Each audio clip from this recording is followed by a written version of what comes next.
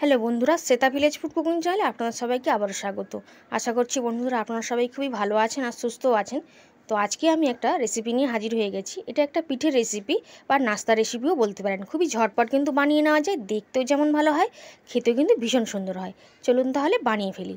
তো পিঠের রেসিপিটা বানানোর জন্য 1 বাটি পরিমাণে ময়দা নিয়ে নিয়েছিলাম আর দিয়ে দিচ্ছি একটা ডিম। একটা ডিমের জায়গায় আপনারা 2টো বা 3টে ডিমও কিন্তু নিতে পারেন। দিয়ে দিচ্ছি 2 চামচ মতন চিনি। এর থেকে বেশি চিনি কিন্তু দেওয়ার প্রয়োজন নেই। খুব সামান্য পরিমাণে একটু লবণ দিয়ে দিলাম আর 1 বাটি দিয়ে দিচ্ছি জল। এই জলের জায়গায় আপনারা কিন্তু দুধও দিতে পারেন। সব কিছুকে একসঙ্গে দিয়ে খুব ভালো করে এভাবে মিশিয়ে নিচ্ছি। ব্যাটারটা কিন্তু পাতলা হবে, একেবারে ঘন হবে না। তো প্রথমে আমি 1 বাটি জল দিয়েছিলাম, আর একটু জল কিন্তু লাগবে। তো আরও হাফ বাটি জল নিয়ে নিয়েছি, অল্প করে দিয়ে দিলাম। দিয়ে খুব ভালো করে এইভাবে মিশিয়ে নেব।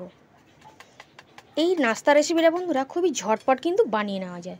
মানে চটপট যদি কিছু বানিয়ে নিতে চান তাহলে কিন্তু এই রেসিপিটা আপনারা বানিয়ে নিতে পারেন।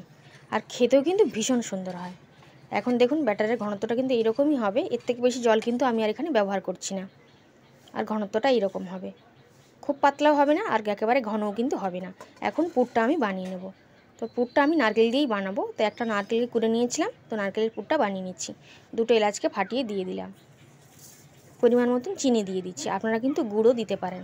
সামান্য লবণ দিয়ে দিলাম, দিয়ে গ্যাসটা অন করে দিয়েছি। নারকেলের পুর ছাড়া আপনারা মাখা সন্দেশ বা অন্য যে কোনো যা কিছু পছন্দ হবে সেটা দিয়ে পুর কিন্তু আপনারা বানিয়ে নিতে পারেন। তো একটু নাড়াচাড়া করে মিশিয়ে নিচ্ছি। অল্প সামান্য জল দিয়ে দিলাম। পুরটা একটু সাদা হবে, দেখতে ভালো লাগবে। এইভাবে খুন্তিটা দিয়ে নাড়াচাড়া করে নারকেলের পুরটা আমি বানিয়ে নিচ্ছি। খুব সুন্দর করে দেখুন পুরটা আমার রেডি হয়ে যাচ্ছে। আমি আর একটু কিন্তু শুকনো শুকনো করে নেব।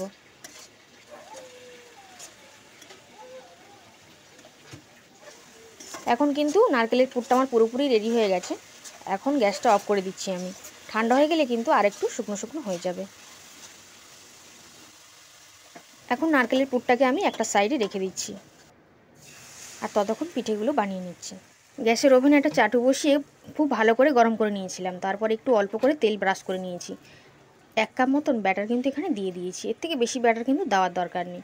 আর এইভাবে একটু আপনারা হাতা দিয়েও ঘুরিয়ে নিতে পারেন, বা যদি কোনো ফ্রাইং প্যানে করেন একটু ঘুরিয়ে নিলেই কিন্তু হয়ে যাবে। আমি এইভাবে সাঁড়াশি দিয়ে ধরে একটু হালকা করে আড় করলেই কিন্তু খুব সহজেই এগুলো হয়ে যাবে। এখন আমি 1 থেকে 2 মিনিট এইভাবে একটু হতে দিচ্ছি।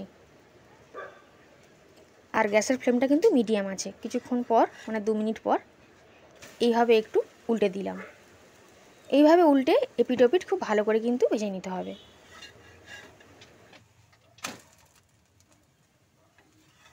এইভাবে খুব সুন্দর করে আমি পিঠেটাকে এপিট ওপিট খুব ভালো করে কিন্তু ভেজে নিচ্ছি। আর যতটুকুনি তেল প্রথমেই দিয়েছিলাম ওইটুকুনি তেলই কিন্তু রয়েছে। আমি কিন্তু এক্সট্রা করে আর অন্য কোনো তেল ব্যবহার করিনি। এখন কিন্তু হয়ে গেছে, তাই তুলে নিলাম। একই রকমভাবে আর 1 কাপ ব্যাটারও কিন্তু চাটুর মধ্যে দিয়ে নিলাম। সাঁড়াশিটা দিয়ে খুব ভালো করে ওরকম একটু ঘুরিয়ে নেব। আর এগুলো কিন্তু কোনোভাবে আটকে যাবে না, মানে চাটুতে আটকে যাবে না। খুব সহজেই কিন্তু চাটু থেকে উঠেও আসবে। আপনারা রেসিপিটা একবার হলেও বাড়িতে বানিয়ে দেখতে পারেন। বানানো যেমন সহজ, দেখতেও সুন্দর লাগে, খেতে কিন্তু ভীষণ সুন্দর হয়। তো 1 থেকে 2 মিনিট মতন রেখে দিয়েছিলাম, তারপর হয়ে গেছে একটা সাইড। তো সেই জন্য আমি উল্টে দিচ্ছি। এইভাবে উল্টে পাল্টে কিন্তু ভেজে নেব এবং সমস্ত পিঠেগুলো এইভাবে কিন্তু বানিয়ে নিচ্ছি।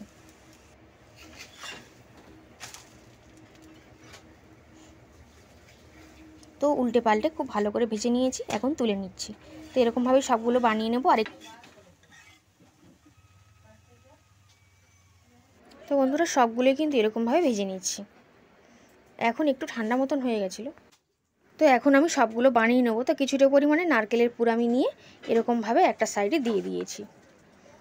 আর এরকম সুন্দর করে কিন্তু মুড়ে নিতে হবে, এরকম করে কিন্তু ফোল্ড করে নিতে হবে। তো এরকমভাবে আমি সমস্ত সব পিঠেগুলোই কিন্তু বানিয়ে নিচ্ছি।